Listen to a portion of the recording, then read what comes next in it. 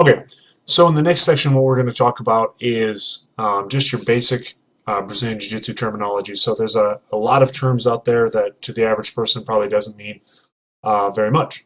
So we're going to go through a few of them, no particular order, just kind of the ones that really come to mind. And I've found a number of websites that offer up a couple examples. So the first one's going to be a gi.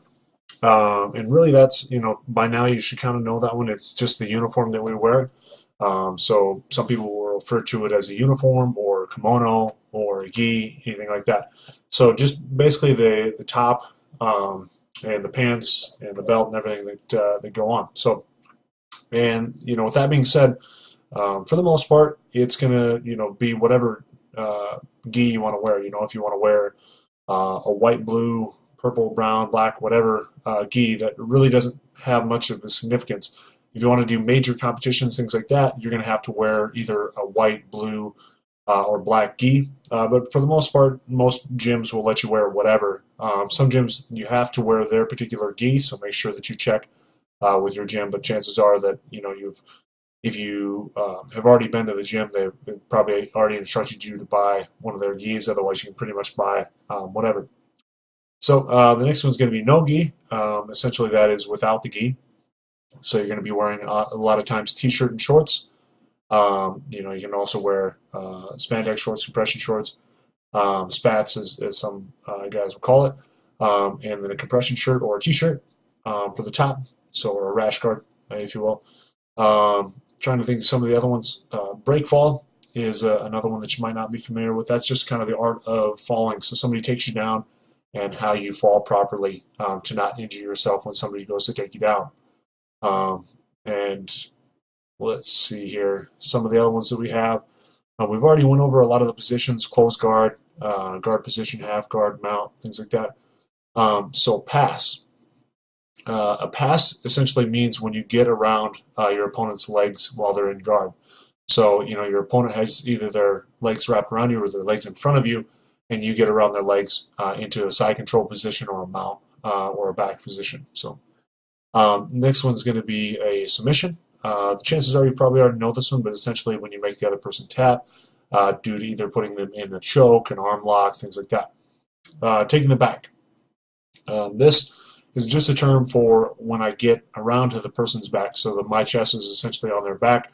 I might be taking somebody's back by passing the guard. So I pass around their legs and then I get on their back. That means I'm taking the back. Tapping out or tapping is essentially usually done once or twice when you are submitted by your training partner or opponent. So usually when something starts to hurt, you tap, and that signifies that you basically that you want to restart. So the other big thing that I would ask that you do as well, and most instructors will probably ask you to do this, if you can, tap the person that is doing the technique. Sometimes what will happen is that person will tap themselves or they'll tap the mat, whatever, and in a loud training area, sometimes they can't hear that or they can't see that. So it's always good to try to tap the person that is actually doing the technique. That way you know that they'll stop. So turtle, we've already went over that position as well. Some of the major organizations that are going to be out there are going to be IBJJF, which is the International Brazilian Jiu-Jitsu Federation. That's the major tournament. So if you hear somebody saying that they won Worlds, chances are that's the one that they're talking about. Some people, will say, hey, I won the World Championships, and what they're really talking about is like a NAGO or a Grappler's Quest World Championship, things like that. To me, that and to most people, that's not a true World Championships. The IBJJF one is a World Championship, and then also Abu Dhabi, which is, or ADCC's, the Abu Dhabi Combat Club, would be one that I would consider, a World Championship, as you're facing some of the best in the world at that point. So, for instance, I won a World Championships in the IBJJF at purple belt in 2009.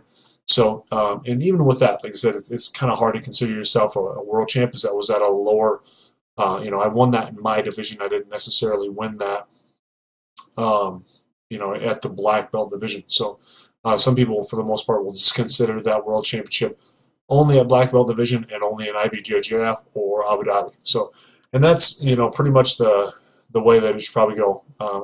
Sometimes in writing and stuff like that, I'll refer to myself as a world champion, but I try to make an emphasis that it was in fact a purple belt, not a black belt, so people are kind of aware of that. Trying to think some of the other ones here that we have. Base. So a good one to talk about with regards to position is base. So it's just a matter of how low I can kind of get myself and then how much pressure I can put down on somebody.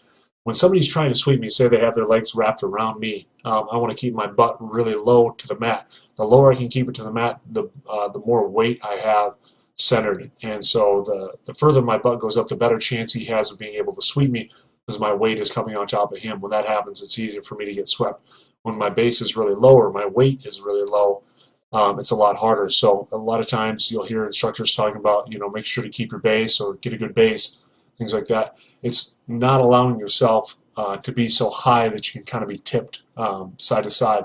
So allowing yourself to get low enough and not too far forward to where you're going to be at risk of getting tipped. So some of the other ones, bridging. Bridging is an act when you first start out that you'll learn a lot where you go and you're going to bridge your back up and then scoot yourself out. And so just around, like bringing your heel close to your butt and bringing your hips up for the most part to create space between you and your opponent. The clinch, that is when you're in standing for the most part, you're basically either double unders, one arm, one over, things like that. You're in a position where you're pretty much chest to chest and you're fighting for hand positioning or arm positioning while wrestling. Now talking about that, an overhook means that my arm is over top their arm. So let's say this will be one arm. This arm is going to overhook this arm. And then in this case, this arm would be underhooked on this arm. So again, overhook and underhook. So really just a simple case of, the arms over the opponent's arm or the arms under the opponent's arm. So, and it's just going to depend on the situation to see which one's actually better for you, be it, underhook or overhook. So, I think that's a lot of them. Trying to think of some of the other ones here that we would have. We just run through a couple of the lists here. A lot of the terms that I'm seeing are, move specific. So that should be a good portion of the mat. Sometimes you'll hear people refer to as the tatami mats or whatever. That's really just the grappling mats that they have out there. Or the tatame, sometimes they'll refer to that. That'll be referred to as like a gi.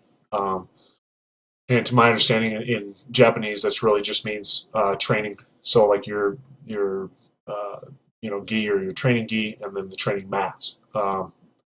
So the other big ones that your gym might have as well would be the IJGF start, stop, and go. So to start, if you're a judo school, you're going to be Hajime. If it's a traditional Brazilian Jiu-Jitsu school, and they're doing it by IBJJF, it's going to be combate, or fight or combat. And then if they say paru, that means stop. So if you're in the middle of a grappling session and somebody says that, other than stop, they say paru, that just means to stop, and then they'll probably end up moving you. Trying to think of some of the other ones. For the most part, that's it for those as well. Yeah, I think that's, like I said, that's pretty much it. If there's any more that you think of, by all means, please let me know. Like I said, that should be the general basis of a lot of them anyways.